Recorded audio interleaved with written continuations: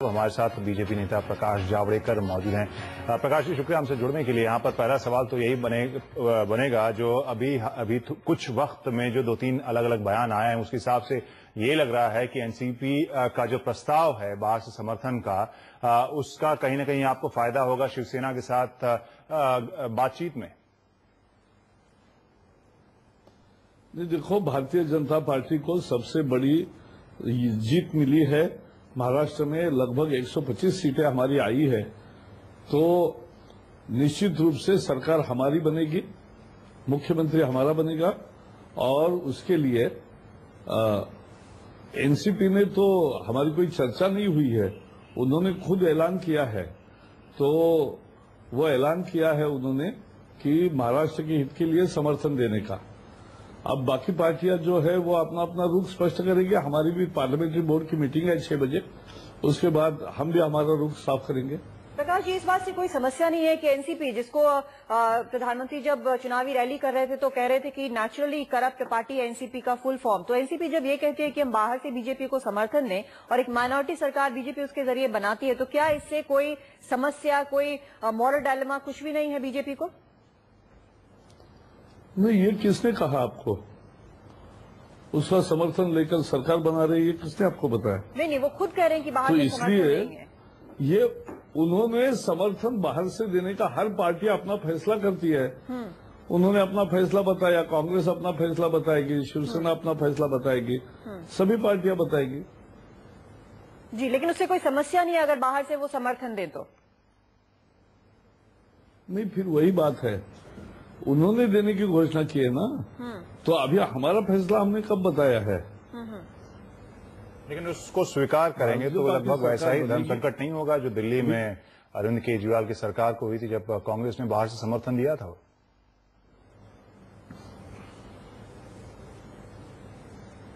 प्रकाश जी, सवाल वही उठ रहा है जो इस पूरे प्रस्ताव के बाद कि अगर उसे स्वीकार करती है बीजेपी तो उस स्थिति में भी तो धर्म संकट लगभग वही होगा जिसके खिलाफ आवाज उठाई आपकी पार्टी ने दिल्ली में जब अरविंद केजरीवाल की सरकार को बाहर से समर्थन दिया कांग्रेस ने। आप चर्चा को जिस तरह से घुमा रहे हैं, देखो पार्लियामेंट्री बोर्ड के निर्णय आपके स्टूडियो के चर्चा में तो नहीं होंगे जी। पहले समझ लेना चाहिए कि आज के चुनाव का मतलब क्या है। आपके चुनाव का मतलब यह है कि दोनों राज्यों में भाजपा को जीत मिली है। आज के चुनाव का मतलब है कि दोनों राज्यों में कांग्रेस तीसरे नंबर पर है, वो नेता प्रतिपक्ष भी नहीं है। दूसरी बात है कि जो बड़ा है कि लोग अब जात और पैसे और दबाव की राजनीति में नहीं, स्वतंत्र रूप से लोग तरक्की के लिए वोट दे रहे हैं। चौथी बात है, आज के नतीजों का मतलब यह है कि नरेंद्र मोदी जी की लोकप्रियता केवल बरकरार ही नहीं, लोगों को एक सुशासन चाहिए, तरक्की चाहिए, एक स्वाभिमान से जिंदगी जीने का अधिकार चाहिए, और ये एक प्रामाणिक नेतृत्व से जो सुशासन देगा उससे होगा। इसलिए लोगों का मोदी के नेतृत्व पर विश्वास है। ये आज के चुनाव की उपलब्धियां है, इस पर चर्चा मीडिया को करनी चाहिए कि कांग्रेस क्यों हारी इस तरह से, और एनसीपी का ये ऐसा कैसे हुआ। बाकी लोगों का, शिवसेना जितनी सीट हमें दे रही थी और नहीं देने को तैयार थी, उतनी तो सीटें हमने जीत ली, तो क्या हुआ, इसकी चर्चा करने के बजाय इन लोग का क्या हुआ। प्रकाश जी, हम इसी पर चर्चा कर रहे हैं। आप भी जो जानना चाह रहे हैं, जब इतनी बड़ी मेजोरिटी मिली है महाराष्ट्र में, हरियाणा बिल्कुल क्लियर कट आपने निकाल लिया है, बहुत अच्छी वहां मेजोरिटी मिली है, वहां पर कोई ये नहीं है, लेकिन महाराष्ट्र में जरा सा जो एक मार्जिन रह जाता है, उसके लिए अब क्या विकल्प ओपन है, ये हम जानना चाहते हैं आपसे। जो बड़ी जीत मिली है उसके लिए बधाई दोगे? उसके लिए बधाई दे रहे हैं सर, सुबह से ही दे रहे हैं। ये बीजेपी की जीत, कांग्रेस का निर्णायक पराजय, ये भारतीय राजनीति का रूप बदल रहा है और लोग बदल गए हैं। पार्टियां, कांग्रेस जहां है, ऐसी डायनास्टिक पार्टी का अब भविष्य नहीं है। अब जो कार्यक्रम के विहीन, नेतृत्व विहीन, जिनकी प्रामाणिकता शंका में है, जो भ्रष्टाचार में लत है, ऐसे लोगों को अब राजनीति में भविष्य नहीं है। एक अच्छी सौगात लाया है ये चुनाव राजनीति में। ऐसी चर्चा जो करनी चाहिए समाज के हित की, वो नहीं आप कर रहे, यही मेरी शिकायत है। बिल्कुल, ये लगातार हम कर रहे हैं प्रकाश जी, लगातार इस पर हम चर्चा कर रहे हैं। और अभी क्योंकि आप बीजेपी का प्रतिनिधित्व कर रहे हैं, इसीलिए आप महाराष्ट्र से आते हैं, वहां पर एक सवाल ये उठ रहा है, और 6 बजे आपकी संसदीय बोर्ड की मीटिंग होनी है, और यहाँ पर जब अमित शाह जी जब प्रेस कॉन्फ्रेंस कर रहे थे, उनसे जब सवाल पूछा गया तो उन्होंने कहा कि किसी न किसी समर्थन से ही सरकार बनती है और बीजेपी ही सरकार बनाएगी। उसी के बारे में, उसी का एनालिसिस कर रहे हैं, वही आपसे हम पूछ रहे हैं कि और क्या विकल्प है, जो थोड़ा सा जो मार्जिन रह जाता है महाराष्ट्र में, उसके लिए क्या विकल्प है? मैंने आपको जवाब दिया, पहली पार्टी है एनसीपी जिसने अपना रुख बताया खुद। अब बाकी पार्टियां भी अपना रुख बताएगी, बीजेपी की भी हो रही है तो बीजेपी भी उसके बाद रुख बताएगी। हाँ, लेकिन हमने ये कह दिया कि बीजेपी सरकार बनाएगी, बीजेपी के नेतृत्व में सरकार बनेगी। हाँ, ठीक है, बीजेपी के नेतृत्व में सरकार बनेगी। यानी कि एक चीज हम ये मानकर चलें कि अब कोई भी शर्त जो है अगर शिवसेना रखती है, जिस तरह से रखती आई है, वो चीज अब बीजेपी को कहीं स्वीकार्य नहीं है, वो सबसे बड़ी पार्टी बनकर उभरी है। हाँ बिल्कुल, जो नहीं वो तो नियम हमारे अलायंस में, हम जब जीते थे तब उनके 75 थे, हमारे 65 थे, लेकिन सारा कैसे डिस्ट्रीब्यूशन होगा, क्या होगा, सबके नियम उस समय पहले ही तय हुए थे, तो वो तो कोई नई बात हम नहीं कह रहे।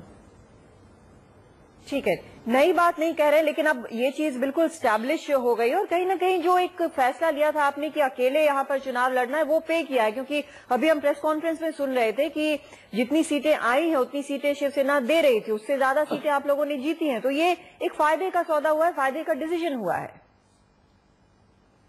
हाँ बिल्कुल, और इससे एक स्थापित हो गया कि महाराष्ट्र में सबसे सर्वाधिक लोकप्रियता और लोग किसके पीछे है। 27%, 28-30% लगभग वोटर अगर हमारे पक्ष में दे रहे वोट, और अलग अलग लग रहे पार्टियां। अच्छा, केवल हमारा अलायंस नहीं रहा, ऐसी नहीं बात, कांग्रेस राष्ट्रवादी का भी अलग हुआ, तो सभी पार्टियां अपने अपने बलबूते पर जो भी परफॉर्मेंस आया है वो आया है।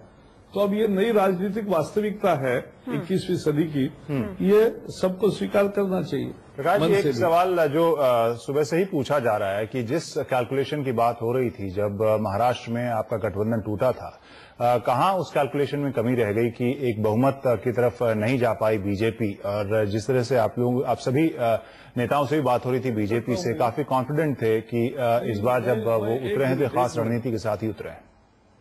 जी नहीं, मुझे ये समझा ही नहीं, हम 44 थे, 124 बन रहे, ये कमी कहाँ रहेगी, ये तो 3 गुना बढ़ गए हम। नहीं, क्लियर मेजॉरिटी की बात हो रही थी, इस वजह से आपसे में हम आए हैं, मुख्यमंत्री हमारा बनेगा, सरकार हमारी बनेगी, ये पीछे कैसे गए मुझे पता ही नहीं चला अभी तक। नहीं, आप पीछे नहीं गए, पिछले विधानसभा के मुकाबले पीछे नहीं गए। हमारे कहने का मतलब ये है कि जब इस बार जो एग्जिट पोल्स के जो भी ट्रेंड आ रहे थे, उसके बाद यही कहा जा रहा था कि जो आपके नेताओं की तरफ से भी बयान आ रहे थे कि मेजॉरिटी में आएगी पार्टी, और जो भी रिस्क लिया है शिवसेना के साथ गठबंधन को तोड़कर, चाहे किसी भी पार्टी ने तोड़ा हो, उसके बाद बीजेपी को कोई समस्या नहीं होगी। लेकिन 120, 124 ऐसी संख्या है। ये क्या कर रहे हो आप? जी हेलो, जी जी, आपके टेक्नीशियन कुछ कर रहे हैं गड़बड़। हाँ जी, आपकी आवाज आ रही है, आप सुन पा रहे हैं, आप बताएं। हाँ। नहीं, मुझे लेकिन आपकी आवाज बीच में नहीं आई क्योंकि आपके टेक्नीशियन कुछ कर रहे थे। तो मुद्दा ये है कि महाराष्ट्र में एक जबरदस्त राजनीतिक परिवर्तन हुआ है। ये लोगों ने किया है सुशासन के लिए, एक पॉजिटिव मैंडेट दिया है, और सभी पार्टियों को बताया है कि अब लोग आपके रोजमर्रा के भाषण से नहीं आएंगे, लोग डिलीवरी चाहते हैं, लोग तरक्की चाहते हैं, लोग रोजगार चाहते हैं, और वो बीजेपी दे सकती है नरेंद्र मोदी जी के नेतृत्व में, उनका विश्वास आस्था है, और यही उन्होंने कहा है। तो मुझे लगता है ये बात एकदम साफ है। बिल्कुल, बहुत बहुत शुक्रिया हमसे बात करने के लिए, और बधाई एक बार फिर से जिस तरह का प्रदर्शन दोनों राज्यों में बीजेपी ने किया है, और आपको और सभी कार्यकर्ताओं को भी। और देखते हैं आगे क्या कुछ निकल कर आता है।